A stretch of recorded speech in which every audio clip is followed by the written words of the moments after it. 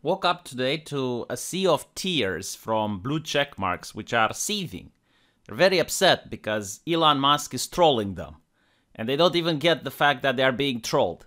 I mean, here you have a check mark that is very confused. Why would Elon Musk tweet this meme when he said previously that he supports Ukraine? Is Elon Musk a hypocrite? Now, I don't know if any blue checkmark watches my channel. I hope they do. Because my channel could be a connection to the real world for them, a lifeline into a realm of sanity, which is an antithesis to the mental illness that is Twitter. So, if you're a blue checkmark, you probably believe that everything you see on the internet is true. You know, most of us normal people, we grow out of this belief after using the internet for 1 or 2 years. But the blue checkmark, they constantly think that the letters on their screen are like official documents. So when someone posts something like Elon Musk, they're confused, they're baffled, they don't know what to make of it. Like, how can a person have two opposite views at the same time? What is this sorcery? But in reality, there are people who joke, there are people who troll. Do you know what trolling is?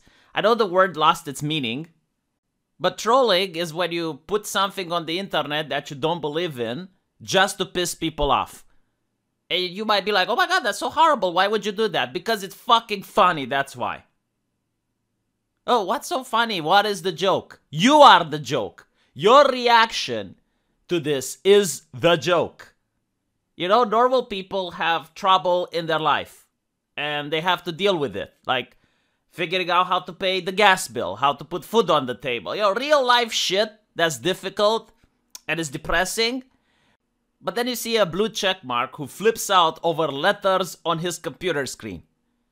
It really affects him. Like, you can tell that their heart rate accelerates. The vein starts pumping blood going to the throat. It's like, they're really agitated because Elon Musk posted the tweet. That is funny as fuck, man. It's actually quite wholesome. It shows that there is hope in the world. Like, there are people who have better lives. Like, there is the possibility that maybe you one day can have the excellent, extravagant life of a blue check mark, where instead of being worried about putting food on the table or how you're going to pay the gas bill, you're worried about who tweets what on Twitter. And the fact that their ideology isn't exactly the same as yours. And the other interesting thing is that this might not even be trolling. Because there's two types of people right now that are showing support.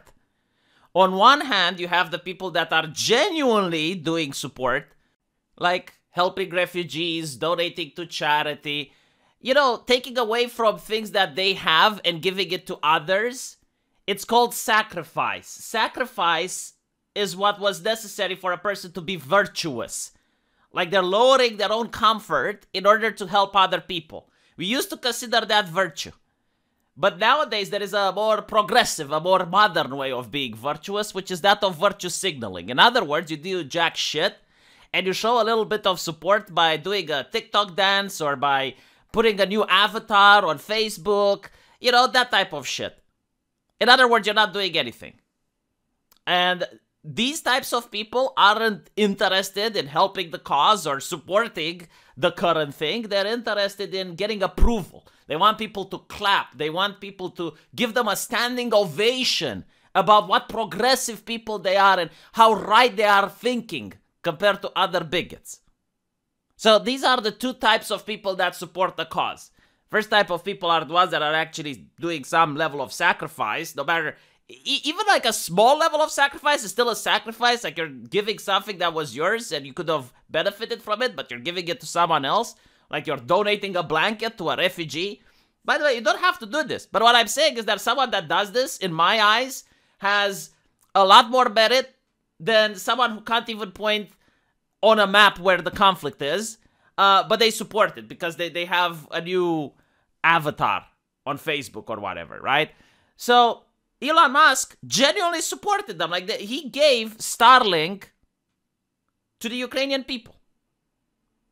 Now, you may say, well, you know, that's a small thing, or he's benefiting from... Yeah, but, like, he actually did something besides changing his avatar. But this isn't where the story ends. Elon keeps going, and this is where they start seething. He says that Netflix is waiting for the war to end to make a movie about a black Ukrainian guy who falls in love with a transgender Russian soldier.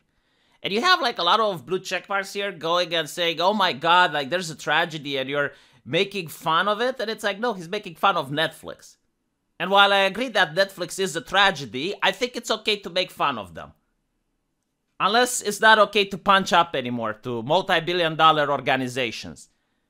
But you know Netflix is going to do this. You know, I think that's the problem. Like, I know they're going to do this. The blue checkmark knows they're going to do this. Elon Musk knows they're going to do this. But we have to pretend that they're not going to do this. Of course they're going to do this. And they're going to do their classical Netflix adaptation. Which, whatever, you know, it is what it is. But again, like, the joke isn't Elon Musk picking on Netflix and saying universal truths. Is the way that the blue checkmarks are reacting to this. And finally, there was another thing which happened, and I guess, like, now the blue checkmarks have changed their opinion, and Elon Musk is a good guy.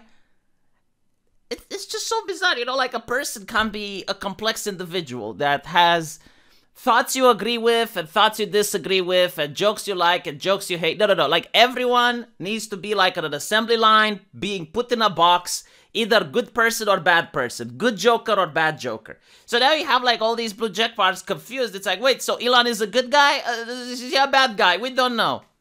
Fuck me, the absolute state of American politics and especially Twitter. But anyway, right, so Elon Musk challenges Vladimir Putin to a duel. And yeah, that happened, and he even challenged him in Russian. So it was funny in the beginning. There were people who didn't understand Cyrillic, and they were like, oh, so he's like with the Russian, what? But he actually got a response. He got a response from Rogozin. Now, Rogozin is the person in charge of the space program in the in the Russia. And he gave I believe, if my translation is correct, he gave a quote from a famous Russian author saying that Elon Musk is too young to die. Because, like, he's going to lose against Putin, and he says that he is too weak to fight. To which Elon Musk says, I see you are a tough negotiator. Okay, you can have 10% more pay per view money. Choose your fighter. So that was hilarious, and I thought that it's going to be over. But no, apparently there's more. Apparently the head of the Chechen Republic is taking time off his day in order to respond to Elon and trash talk on Twitter. And this response actually made him change his name from Elon Musk to Ilona Musk. And this is going to be good, right? But it's kind of weird, like all these heads of state are responding to him except for Putin, which is the man that actually got challenged to the duel. But this response actually made Elon change his name into Ilona.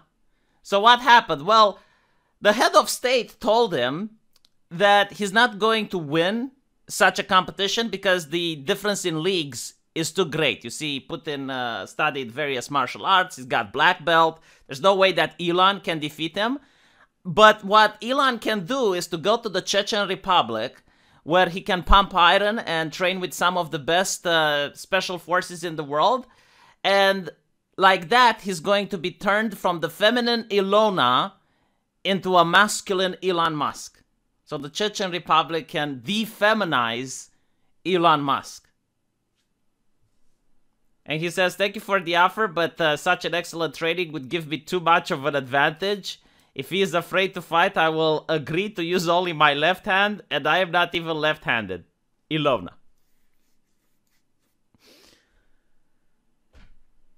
You know, I guess unlike the blue check marks of the United States, other check marks around the world know humor. This is what I can say. It was a very interesting exchange, and there's a lot of people being amused in the comment section.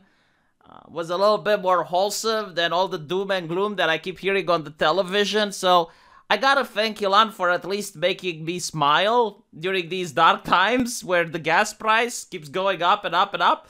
So there was that. You know, let me know what you guys think, and I'll see you in the comment section. Take care. Oh, and by the way, Elon would definitely win. Yes, I understand that the Russian president has more training in martial arts, but he is old. Okay? He's old. Elon is young. There is no way in hell that Elon could lose. I mean, he's going to fight Grandpa. I know, like, yes, like all the bear memes, and no, he's not going to win. Okay, Elon is going to dominate. Let me know what you guys think, and I'll see you in the comment section. Take care.